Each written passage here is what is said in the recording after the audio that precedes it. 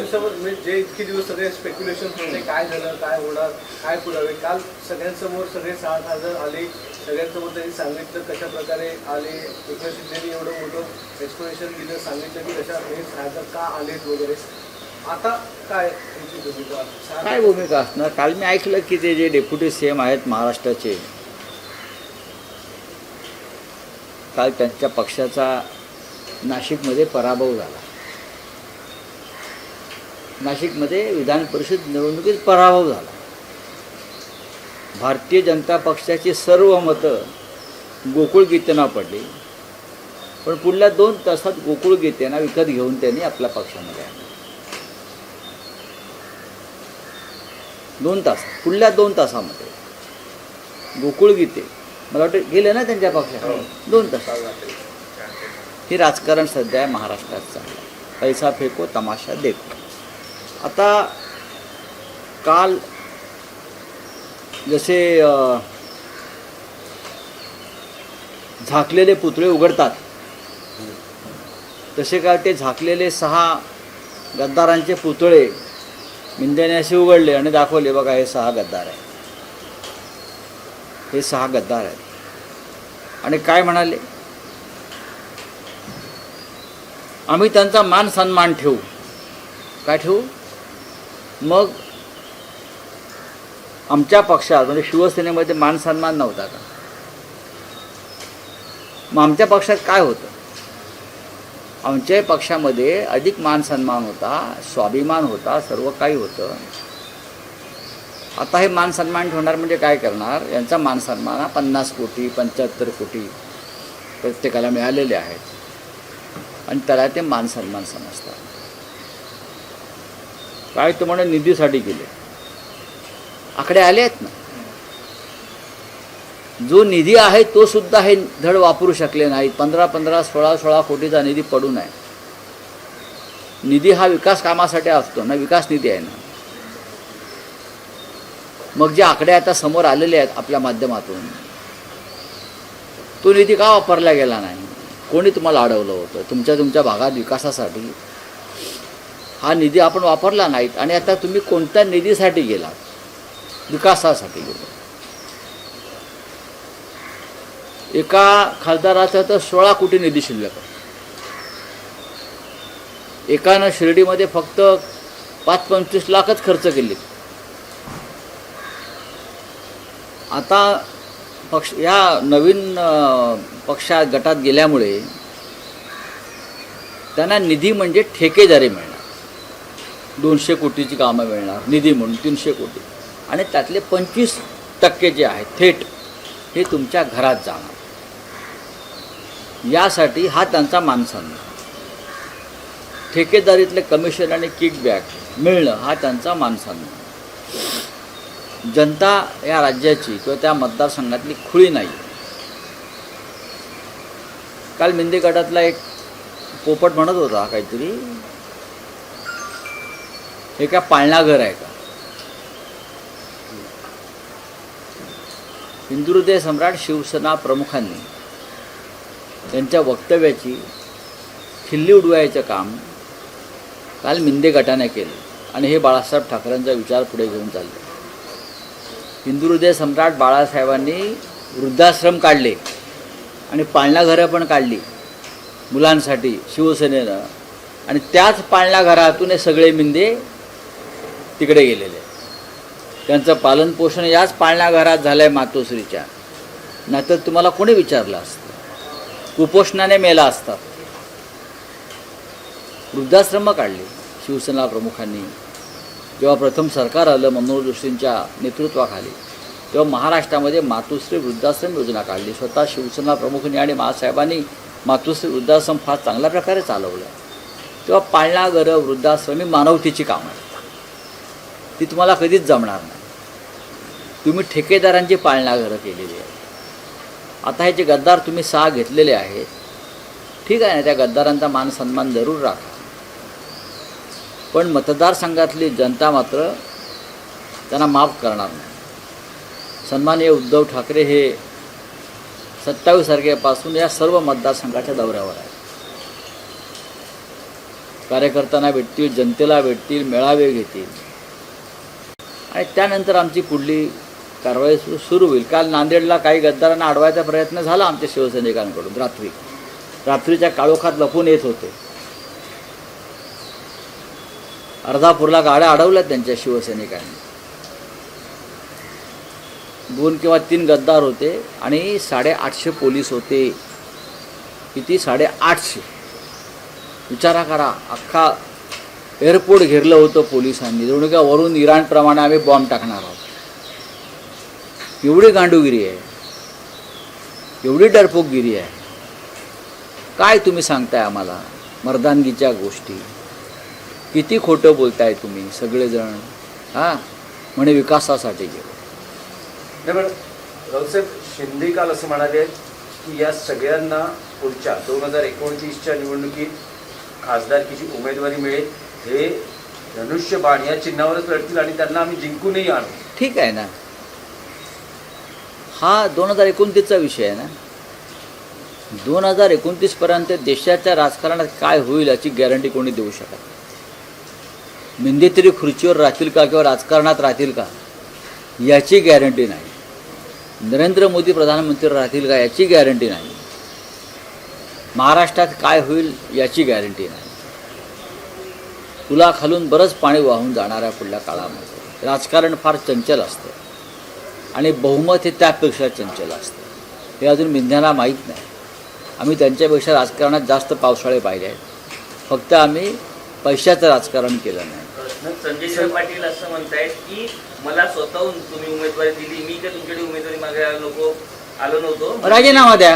रावसाहेब त्यांचं असं म्हणणं आहे की मला उद्धव ठाकरे, आदित्य ठाकरे सगळ्यांनी प्रेम दिलं, एकाच व्यक्तीशी माझा वाद मी होता. पक्ष सोडला. त्यांनी जर माझी माफी मागितली असती तर मी राहिलो असतो. कोण? मला माहीत नाही. मला माहीत नाही. जर तुमचं उद्धव ठाकरे साहेबांशी भांडण नव्हतं पक्षप्रमुखांशी तर तुम्ही राहायला पाहिजे होतं. आणि ज्यांचं तुमच्याशी भांडण आहे त्या संदर्भात मातोश्रीवरती येऊन चर्चा करायला पाहिजे होती.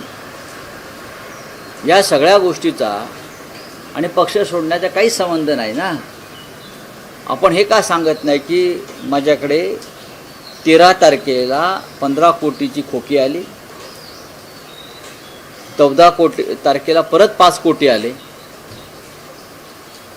मग मी दिल्लीतली जो व्हीप होता तो धुडकावला आणि पक्षाच्या बैठकीला गेलो नाही आणि त्यानंतर मी अदृश्य झाले. आणि त्यानंतर मला उरलेले 35 कोटी काल यशवंतराव चव्हाण प्रतिष्ठानला जाण्यापूर्वी मिळाले. हे त्यांनी सांगायला पाहिजे गद्दाराने सगळ्या. हा गद्दारीचा हिशोब माझ्याकडे आहे. यांनी गेल्या काही काळामध्ये जे व्यवहार केलेले आहेत ते व्यवहारसुद्धा ईडीच्या रडारवरती आणले गेले. मग त्यात धाराशिवचे खासदार असतील, त्यांच्या बँकेचे व्यवहार असतील, अनेक गोष्टी माझ्याकडे आहेत, आमच्याकडे आहेत. त्याच्यावरती काल पक्षात चर्चा झाली. प्रत्येक फाईल समोर आहे. आणि आता सांगू कोणाला कुठे ब्लॅकमेल केलं, कोणत्या हॉटेलमध्ये ब्लॅकमेल केलं, कोणत्या खोलीत ब्लॅकमेल केलं हे सांगू ना. आता हळूहळू, ही काय वेळ नाही, सांगू आम्ही योग्य वेळी हे बाहेर काढू. नाही पण रावसाहेब संजय दिना पाटलांचं म्हणणं असं आहे की मला खासदारकीची उमेदवारी स्वतः उद्धव ठाकरेंनी दिली. ही जागा काँग्रेस किंवा NCPला जाणार होती हे लक्षात घेतात त्यांनी मला इथे उमेदवारी दिली. नंबर 1. नंबर 2, माझ्या मुलीसाठी मी उमेदवारी मागितली नव्हती, पण उद्धव ठाकरेंना भांडू तो जो वॉर्ड आहे तो मनसेला द्यायचा नव्हता. नाही, असं नाही आहे. माझ्या मुलीला उमेदवारी दिली. असं अजिबात नाही आहे. खरं म्हणजे तुम्हाला सत्य हे माहीत पाहिजे. तुम्हालाही माहीत आहे त्या मुलीच्या उमेदवारीसाठी त्याने किती तमाशा केला हे आपल्याला माहीत असेल. उमेदवारी दिल्यावर सुद्धा ते खोटं बोलत आहेत.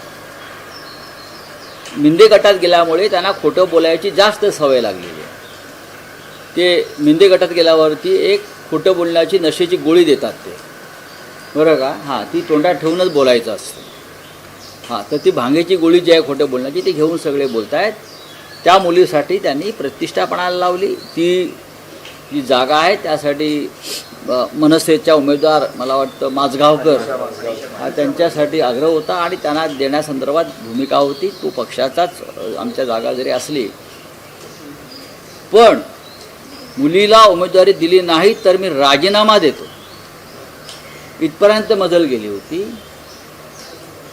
हे सगळ्यांना माहिती आहे. आणि अर्ज मागे घ्यायलाही गेले होते त्यानंतर कार्यकर्ते काम करणार नाहीत म्हणून.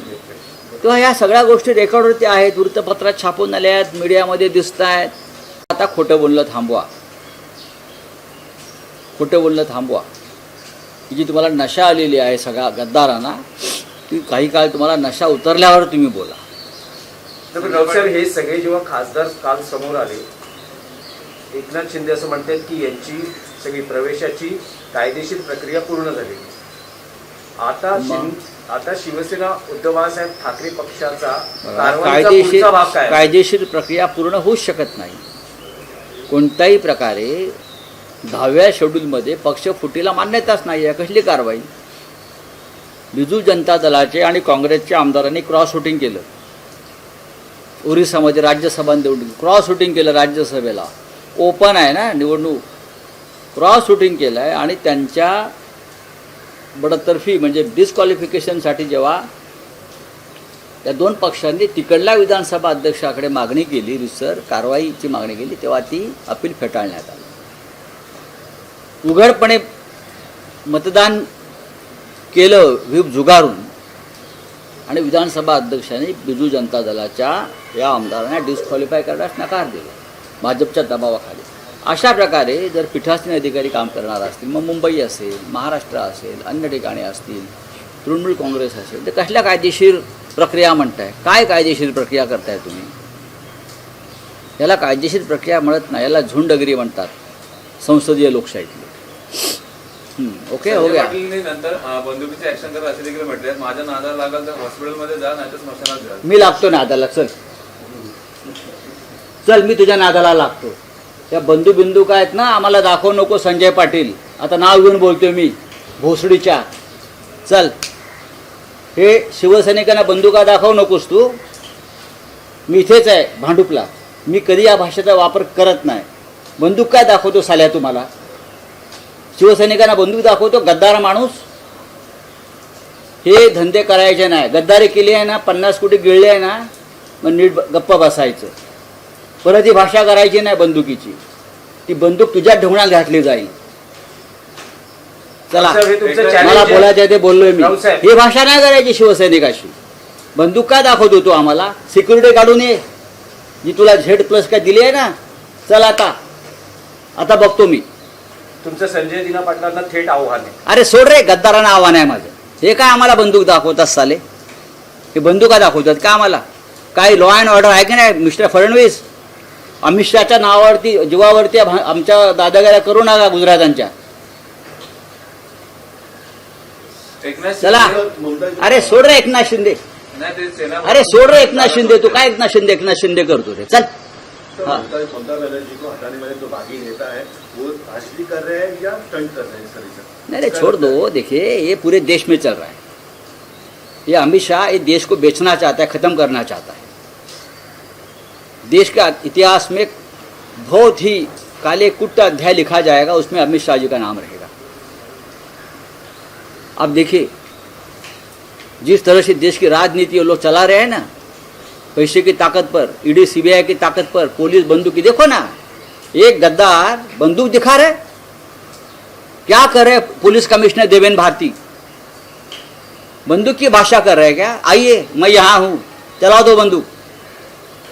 नहीं तो मैं उनको पूछो कहाँ आना है, मैं आता हूँ उनके सामने. अरे गांडू लोग का ये डरपोक 50-50 बॉडीगार्ड लेके घूमते हैं यहाँ, और आप 100 पुलिस लेकर घूमेंगे और हमको दादागिरी करेंगे. साले गद्दार है ना, अपने पैसा खाया है ना 50 करोड़, तो ढकार देकर बैठ जाइए. और वापस मैं बोल रहा हूँ, ये भाषा अगर आप करोगे बंदूक की, तो बंदूकें हमारे पास भी है. चलो.